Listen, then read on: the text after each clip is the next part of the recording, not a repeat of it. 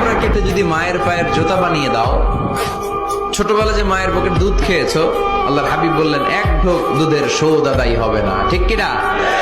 যাদের মা নাই তারা জানে মা না থাকার কি জ্বালা, যাদের বাবা নাই তারা জানে বাবা না থাকার কি জ্বালা। এখন ঘরে ঝগড়া করে, এখন ভাল লাগে না আব্বা আম্মারে, এখন আব্বা এই ভুল ধরে, আম্মা এইটা বলে, এখন অনেক অসহ্য লাগে।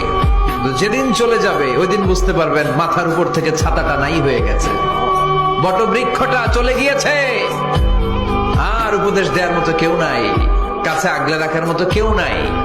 এজন্য আব্বা আম্মা থাকতে আমরা যেন আব্বা আম্মার কাছ থেকে দোয়া চাই। আব্বা আম্মার দোয়া কোনোদিন আল্লাহ তাআলা ফিরিয়ে দেয়, অনুরূপ ভাবে মুসাফিরের দোয়া আল্লাহ ফিরিয়ে দেয় না। সফরে বেরোলেই দোয়া করবেন, পারবেন? মনে থাকবে? এখান থেকে ঢাকা যান না আপনারা?